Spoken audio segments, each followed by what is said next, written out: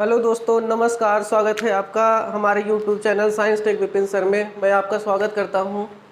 दोस्तों, आज हम क्लास 12th फिजिक्स चैप्टर 2 का एक इम्पॉर्टेंट टॉपिक पढ़ने वाले हैं, जो कि हमारा है बिंदु आवेश के कारण वैद्युत क्षेत्र की तीव्रता, वैद्युत विभव, बिंदु आवेश के कारण वैद्युत विभव, electric potential due two point charge. ये जो टॉपिक है, इसके पहले हम वैद्युत विभव और वैद्युत विभवांतर का जो लेक्चर था वह हमारे प्लेलिस्ट में सेव है, वहाँ पर इस वीडियो को देख लेंगे, ताकि वहाँ पर आपको समझने में दिक्कत ना आए कि ये वैद्युत विभव होता क्या है। क्योंकि अगर आपको ये टॉपिक क्लियर नहीं रहेगा कि वैद्युत विभव क्या होता है, तो जाहिर सी बात है कि बिंदु आवेश के कारण वैद्युत विभव निकालने में आपको प्रॉब्लम आएगी। तो हम ये आपको गुजारिश करेंगे कि प्लीज़ जाकर पीछे वाली वीडियो देख लीजिए, उसके बाद तब यहाँ पर आइए और बिंदु आवेश के कारण वैद्युत विभव को तब देखिए, तो आपको निश्चित रूप से बहुत अच्छे से समझ में आएगा। ठीक है, तो बिना कुछ देर किए स्टार्ट करते हैं आज का वीडियो। और आज का वीडियो हमारा है वह है बिंदु आवेश के कारण वैद्युत विभव। पहले तो बिंदु आवेश क्या होता है? बिंदु आवेश मतलब कोई एक ऐसा आवेश जो आवेशों का निकाय ना हो, एक सिंगल आवेश। जो सिंगल आवेश होता है, जैसे 3 कूलाम, 4 कूलाम, 5 कूलाम का कोई आवेश है, वो बिंदु आवेश है। तो कब बिंदु आवेश नहीं रह जाता है? जैसे सिस्टम ऑफ चार्ज हो जाए, कि एक ऐसा आवेशित गोला हो जाए जिसमें 2 कूलाम का आवेश किसी बिंदु पर है, 3 कूलाम का आवेश किसी बिंदु पर हो, 4 कूलाम का आवेश किसी बिंदु पर हो, तो उस पूरे सिस्टम को हम बोलते हैं कि वह आवेशों का निकाय है, जबकि वह बिंदु आवेश नहीं है। लेकिन हमको जो पढ़ना है वो बिंदु आवेश के कारण पढ़ना है, एक पॉइंट चार्ज के कारण पढ़ना है।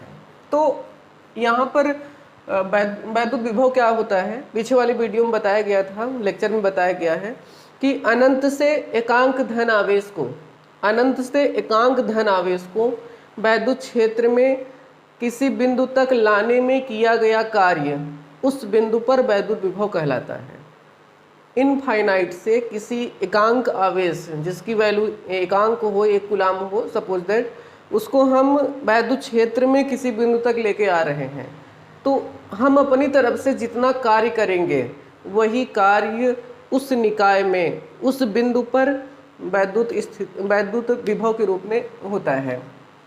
तो यहाँ पर ये मान लेते हैं कि एक क्यू आवेश है, एक क्यू आवेश है जिसके वैद्युत क्षेत्र में ये पी पॉइंट स्थित है। ये क्यू आवेश है जिसका ये वैद्युत क्षेत्र होगा, इसके वैद्युत क्षेत्र में पी पॉइंट स्थित है। हम यहाँ से इनफाइनाइट से मान सकते हैं कि इनफाइनाइट से किसी आवेश क्यू नॉट को लेकर आ रहे हैं। फिर से माना ये जो क्यू आवेश है, इसके वैद्युत क्षेत्र में, ये क्यू आवेश है तो इसका अपना एक पर्सनल वैद्युत क्षेत्र होगा। पर्सनल वैद्युत क्षेत्र होता है जहाँ पर कोई आवेश अगर आएगा तो उस पर आकर्षण या प्रतिकर्षण बल लगाएगा। तो ये इसके वैद्युत क्षेत्र में पी पॉइंट स्थित है। एक ये क्यू नॉट आवेश है। क्यू नॉट आवेश को हम मान सकते हैं कि इनफाइनाइट से, इस क्यू नॉट आवेश को हम इनफाइनाइट से लेकर आ रहे हैं, इनफाइनाइट से क्यू नॉट आवेश को लेकर आ रहे हैं। ध्यान रहे कि ये भी हमारा पॉजिटिव चार्ज है और जिस आवेश को हम लेकर आ रहे हैं वो भी पॉजिटिव चार्ज है। जब पॉजिटिव और पॉजिटिव दोनों चार्ज एक ही रहेंगे तो जाहिर सी बात है कि इस जब प्लस क्यू आवेश को हम इसके पास लेकर, जैसे जैसे इसके पास लेकर आएंगे, वैसे इस प्लस क्यू आवेश और ये प्लस क्यू नॉट आवेश की दोनों के बीच में एक रिपल्सन फोर्स लगेगा, प्रतिकर्षण बल लगेगा। अब ध्यान दो भैया कि अगर प्रतिकर्षण बल लग रहा है और फिर भी हम उसको लेके चले जा रहे हैं उसके पास तक, फिर भी उसके पास तक हम लेके चले जा रहे हैं, उसके वैद्युत क्षेत्र में हम एक इसको लेके चले जा रहे हैं, तो निश्चित रूप से वहाँ पर हम अपनी तरफ से एक्सटर्नल फोर्स लगाएंगे।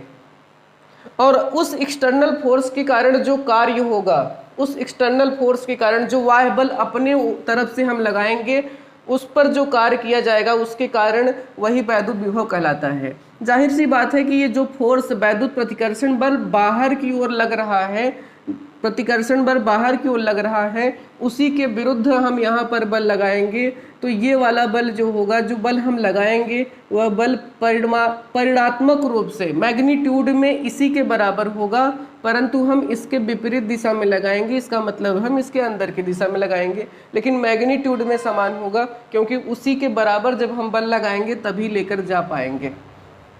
आप ऐसे ही इसको समझ लीजिए कि जैसे कोई वस्तु है, वो हमारे ऊपर जितना 10 न्यूटन का बल लगा रही है, अगर हम उसको रोकना चाहते हैं अपने ऊपर बल को, तो जाहिर सी बात है कि हमें उस वस्तु पर 10 न्यूटन या उससे ज़्यादा बल हम लगा देंगे तो उस वस्तु को हम रोक लेंगे या उस वस्तु को विपरीत दिशा में ढकेल देंगे। तो अगर ये जो फोर्स है दोनों आवेशों के बीच में, ये 10 न्यूटन का है, 10 न्यूटन का बल लग रहा है, तो हमें 10 न्यूटन या उससे अधिक का एक्सटर्नल फोर्स इधर विपरीत दिशा में लगाना पड़ेगा, ताकि हम आवेश को यहाँ पर वैद्युत क्षेत्र में P बिंदु पर ला सकें। तो हम यहाँ पर मान लेते हैं,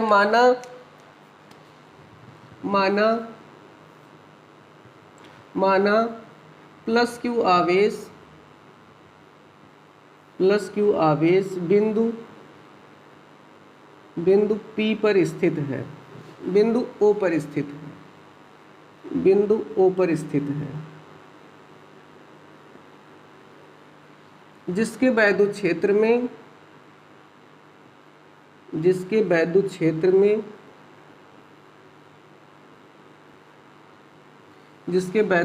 में बिंदु O से R दूरी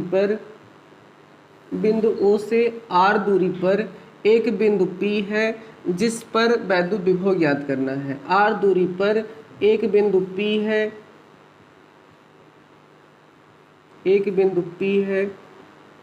जिस पर प्लस Q आवेश के कारण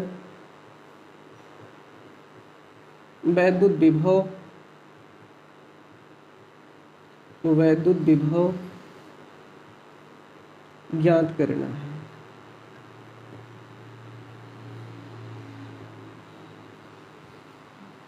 प्लस Q आवेश के कारण वैद्युत विभव ज्ञात करना है।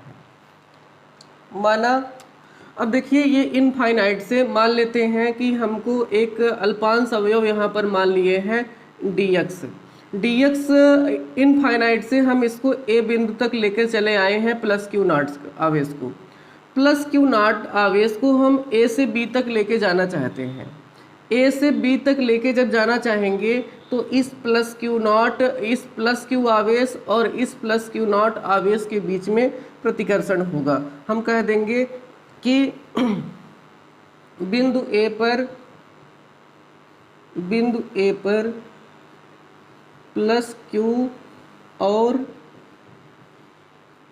प्लस Q नॉट आवेश के बीच में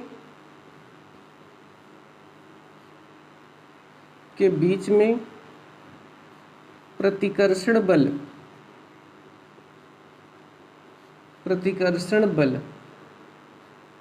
क्या प्रतिकर्षण बल लगेगा? F इक्वल टू कूलॉम के नियम से, यहाँ पर प्लस Q, ये प्लस Q है, ये प्लस Q नॉट आवेश है, बिंदु O पर इन दोनों के बीच में प्रतिकर्षण बल लगाना है।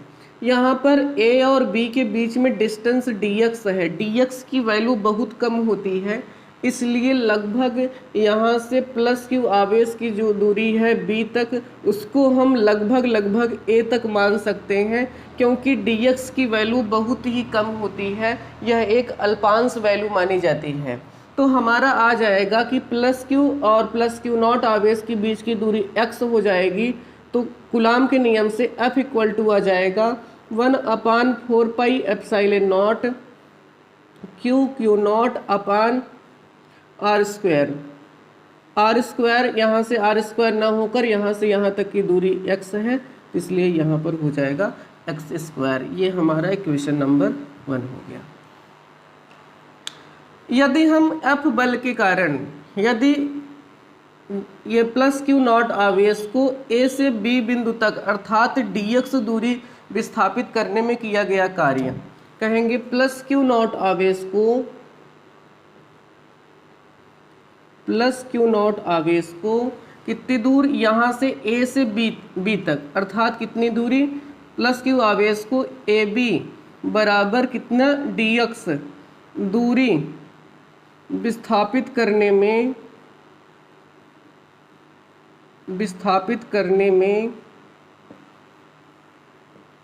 किया गया कार्य,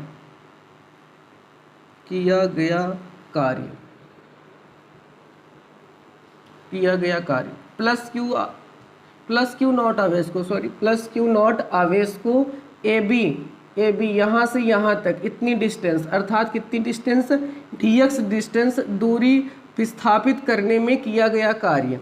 अब चूँकि विस्थापन बहुत कम हो रहा है, dx की वैल्यू बहुत कम है, तो किया गया कार्य भी बहुत कम आएगा। तो इसलिए हम w ना लिखकर किया गया कार्य को हम dw से लिखते हैं, क्योंकि विस्थापन बहुत कम है तो कार्य भी बहुत कम आएगा, तो उसको हम dw लिखते हैं। कार्य dw इक्वल टू बल F लग रहा है और विस्थापन जो हो रहा है वो कितने का, dx लग रहा है। यहाँ पर एक और बात है कि चूँकि विस्थापन जितना ज़्यादा होता चला जाएगा, प्लस क्यू और माइनस क्यू के बीच की दूरी उतनी घटती चली जाएगी, इसलिए यहाँ पर हम नेगेटिव साइन का यूज कर सकते हैं, क्योंकि जो फोर्स लग रहा है वो विपरीत दिशा में है, फोर्स विपरीत दिशा में है। dx जैसे जैसे विस्थापन होता चला जाएगा, इस प्लस क्यू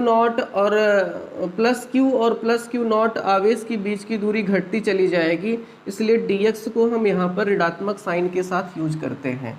तो हमारा आ जाएगा किया गया कार्य dw बराबर बल गुणे दूरी होती है। कहाँ से हम लगाए हैं, कार्य बराबर होता है बल गुणे दूरी। तो यहाँ पर dw कार्य हो गया, बल F है, दूरी कितनी विस्थापित हो रही dx, निगेटिव साइन इसलिए लगा रहे हैं क्योंकि dx की वैल्यू जो है वो जैसे जैसे बढ़ेगी प्लस क्यू और यहाँ पर प्लस क्यू नॉट आवेश के बीच की दूरी घटती चली जाएगी। तो यहाँ पर dw equal to minus F into dx हो जाएगा। इसको हम मान सकते हैं इक्वेशन नंबर 2। कह देंगे समीकरण 1 से f की वैल्यू, f का मान समीकरण 2 में रखने पर रख देते हैं। क्या आ जाएगा हमारा आ जाएगा dw इक्वल टू मिल जाएगा माइनस एफ, एफ की वैल्यू है 1/4 pi epsilon not Q not upon x square और यहाँ पर मल्टीप्लिकेशन में है dx। अब हम अगर संपूर्ण कार्य ज्ञात करना चाहें कि संपूर्ण कार्य कहाँ से कहाँ तक, हम इसको इनफाइनाइट से बिंदु P तक लेके जा रहे हैं। इनफाइनाइट से मतलब Q आवेश से पहले दूरी इनफाइनाइट थी, अब कहाँ तक लेके जाएंगे, P बिंदु तक लेके जाएंगे। जब P बिंदु तक लेके जाएंगे तो प्लस Q नॉट आवेश से यहाँ तक की दूरी कितनी हो जाएगी, R हो जाएगी। फिर से यहाँ पर इसलिए P बिंदु पर लिखा है ना कि बिंदु P पर वैद्युत क्षेत्र ज्ञात करना है। तो अगर हम संपूर्ण कार्य ज्ञात करना चाहते हैं तो पहले प्लस Q नॉट आवेश की स्टार्ट में प्लस क्यू नॉट आवेश से दूरी इनफाइनाइट पर थी, बाद में उसको हम लेकर आते गए कहाँ पर पहुँच गए, प्लस क्यू आवेश से R दूरी पर स्थित बिंदु P पर लेके पहुँच गए। तो कहने का मतलब है कि अगर हम समाकलन करेंगे, संपूर्ण कार्य ज्ञात करेंगे तो उसका समाकलन करेंगे और समाकलन की जो हमारी लिमिट होगी वह पहले इनफाइनाइट थी और बाद में R हो गई है। तो संपूर्ण कार्य क्या हो जाएगा, dw संपूर्ण कार्य संपूर्ण कार्य के लिए हम समाकलन करेंगे किसका, dw का, इक्वल टू आ जाएगा -1/4πε0 Q0/x² और इंटू dx है, इसका भी हम समाकलन करेंगे। इस साइड में ध्यान रहे जब प्लस q आवेश से इनफाइनाइट डिस्टेंस पे हमारा प्लस q0 आवेश था उस समय कोई किया गया कार्य नहीं था उस समय, अर्थात जब इनफाइनाइट पे हम थे तो किया गया कार्य 0 था। लेकिन जब हम P बिंदु पर पहुंच गए तो कितनी डिस्टेंस पे आ गए, r डिस्टेंस पे आ गए, तो वहाँ पर किया गया संपूर्ण कार्य प्राप्त हो जाएगा, अर्थात अब जो कार्य हो जाएगा वह W हो जाएगा। इसका हम समाकलन कर देंगे तो हमें आंसर यहाँ पर मिल जाएगा। तो समाकलन स्टार्ट करते हैं, कैसे करेंगे। dw का समाकलन तो W है, ये सबको पता है। हम लिमिट 0 से W रखेंगे। यहाँ पर 1/4 तो कांस्टेंट है, पाई की वैल्यू 3.14 होती है, वो भी कांस्टेंट है। एप्सिलॉन की वैल्यू भी बताई गई कांस्टेंट होती है 8.85 × 10⁻⁻12 कूलम स्क्वायर पर न्यूटन मीटर स्क्वायर। Q और Q0 इनकी भी वैल्यू फिक्स होती है। जैसे ये 3 कूलम का आवेश है, ये वाला 1 कूलम का आवेश है, तो क्या इनको आगे पीछे खिसकाने से इनका जो आवेशों की मात्रा कम हो जाएगी? तो जाहिर सी बात है कि आवेश तो उतना ही रहेगा। अगर ये 3 कूलम का है, ये 1 कूलम है, इनको हम आगे पीछे करेंगे तो उतने ही रहेंगे। इसका मतलब कि अगर x के दूरी परिवर्तन से Q और Q0 की वैल्यू नहीं बदल रही है तो ये भी कांस्टेंट हो गया। तो किसकी वैल्यू बदलेगी? x की वैल्यू। जब यहाँ पर था दूर तो x की वैल्यू यहाँ तक थी, जैसे जैसे हम कम इधर करते चले जाएंगे तो x की वैल्यू घटती चली जाएगी। तो ये dx के सापेक्ष हम x का केवल समाकलन करेंगे, बाकी सब कांस्टेंट है, बाहर कर लेंगे। कांस्टेंट का समाकलन नहीं होता है, इनको हम बाहर कर लेंगे।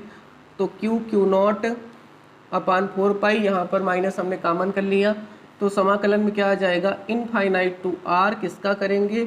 1/x² dx का। अब इसका हम समाकलन कैसे करेंगे ये समझने वाली बात है। जैसे हम बाहर करके इसको देखते हैं, इसके लिए एक फार्मूला होता है x के पावर n। अगर हम समाकलन करेंगे तो इसका आता है x की घात में 1 जोड़ देंगे और उतने से नीचे हम भाग करेंगे। x के पावर n का जो समाकलन होता है वह है कि x की घात में हम 1 जोड़ दें, उतने से नीचे भाग कर दें।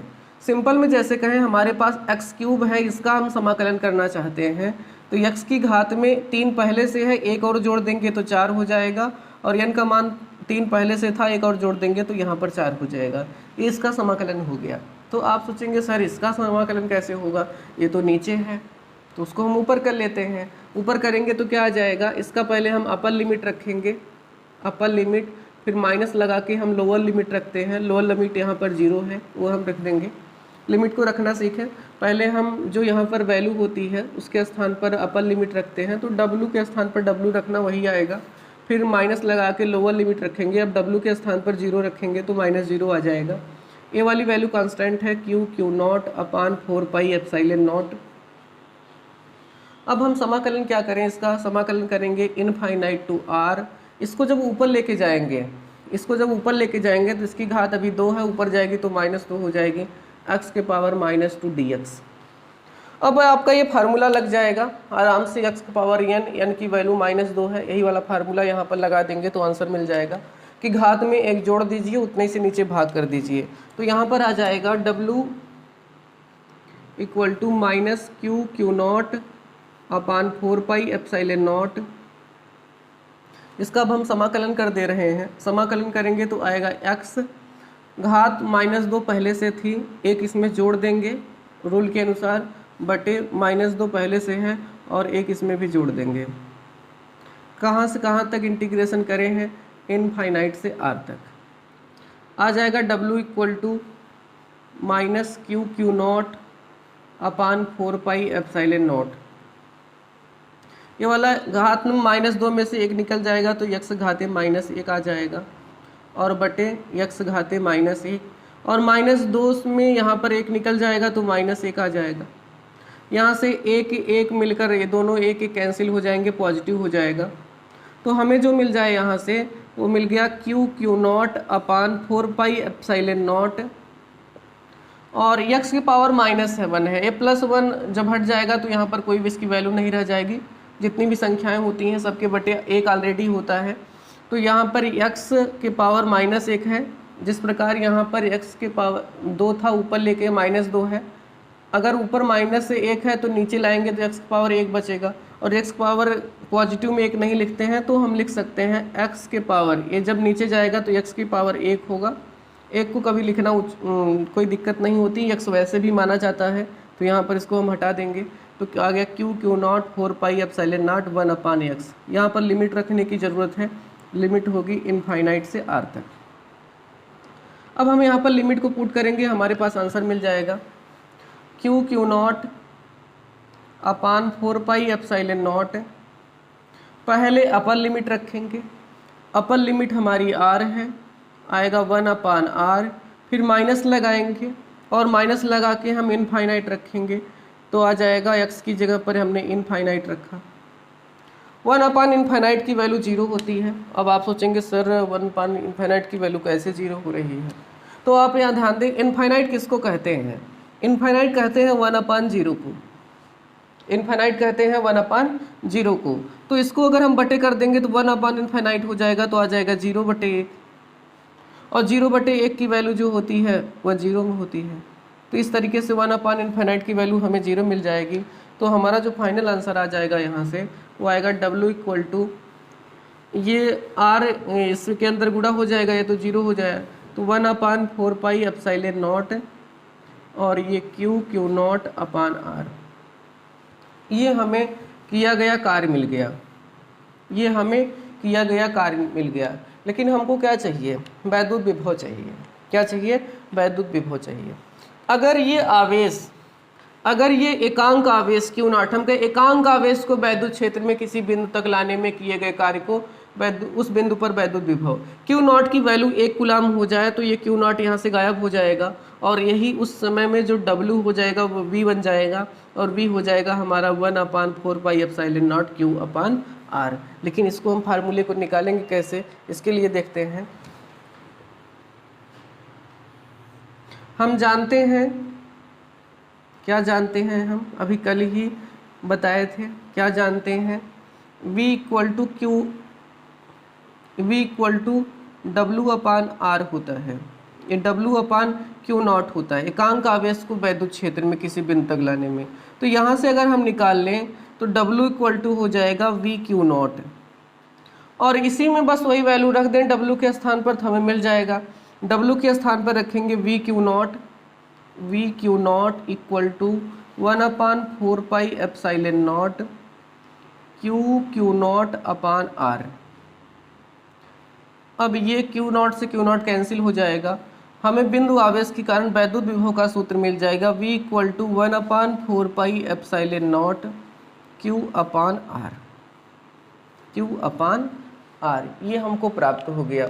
ये बिंदु आवेश के कारण, ये एक पॉइंट चार्ज के कारण जो इलेक्ट्रिक पोटेंशियल होता है उसका सूत्र आया है V = 1/4πε0 Q/r। अब मेरे भाई कुछ लोग जब ये डेरिवेशन करते हैं तो उसमें उनका निगेटिव आ जाता है कि V = -1/4πε0 Q/r।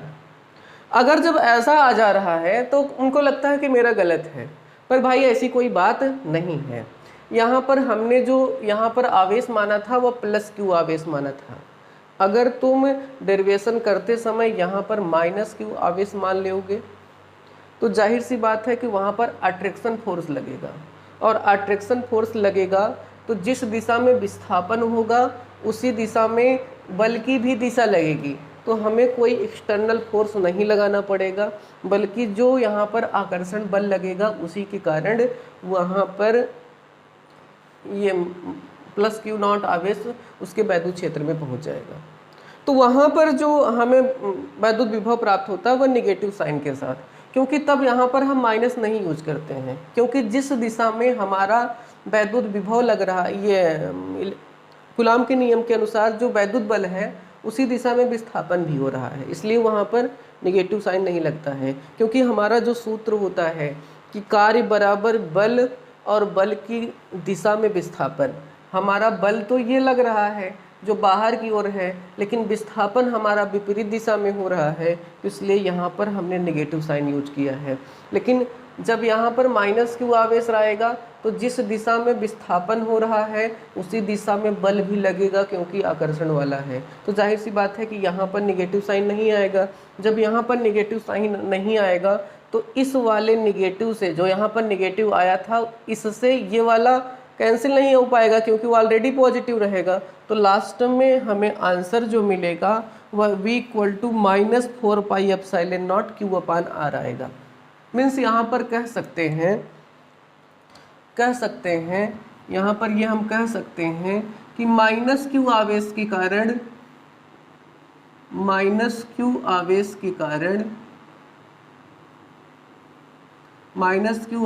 कारण वैद्युत विभव ऋणात्मक होता है।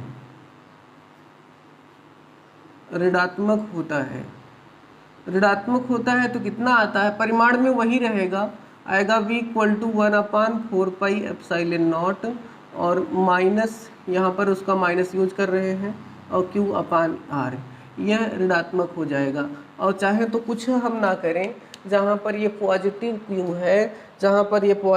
Q है, लास्ट में वहीं पर हम नेगेटिव Q रख देंगे, क्योंकि ऋणात्मक है तो ऑलरेडी वहाँ पर माइनस में आ जाएगा। हम ऐसे भी समझ सकते हैं। ठीक है, तो ये था हमारा आज का क्लास, जिसमें हमने पढ़ा बिंदु आवेश के कारण वैद्युत विभव का सूत्र। इस पूरे टॉपिक में अगर आपको कहीं से भी कोई भी प्रॉब्लम है तो बेझिझक आप कमेंट सेक्शन में कमेंट करके पूछ सकते हैं। नहीं तो हम ये इस वीडियो के डिस्क्रिप्शन बॉक्स में हमारा Facebook channel, Facebook ID, Instagram ID और व्हाट्सएप आईडी है, वहाँ पर भी जाकर आप अपने क्वेश्चन को पूछ सकते हैं और हम आपके क्वेश्चन को आंसर देंगे, ताकि आपको पढ़ाई में कोई दिक्कत ना आए और आप के जो भी क्वेश्चन हैं वो आसानी से सॉल्व हो सके। तो आप कमेंट सेक्शन में ये भी कमेंट करके बताइए कि आपको वीडियो कैसी लग रही है। इससे रिलेटेड या साइंस, केमिस्ट्री, फिजिक्स से रिलेटेड और कोई वीडियो आप चाहते हैं और कोई क्लास चाहते हैं तो वो भी कमेंट सेक्शन में कमेंट करके बताएं। हम उस पर पूरा प्रयास करेंगे कि आपकी जो इच्छाएं हों उस हिसाब से हम पढ़ा सकें। अगर आप कोई बदलाव करना चाहते हैं तरीके में, या फिर कोई नया चैप्टर पढ़ना चाहते हैं तो वो भी कमेंट सेक्शन में बताइए। तो ये सब ये आपके लिए है, आप अपने हिसाब से बताएंगे तो हम उस हिसाब से आपको पढ़ा सकते हैं। तो इसलिए आप सबके लिए है। और अगर आपको वीडियो अच्छी लगी है तो अपने दोस्तों के पास शेयर करें, ताकि उनको भी इसका लाभ मिल सके। और बहुत बहुत धन्यवाद आपको हमारा पूरा वीडियो देखने के लिए और हमें सपोर्ट करने के लिए। धन्यवाद, नमस्कार, मिलते हैं अगले वीडियो में, तब तक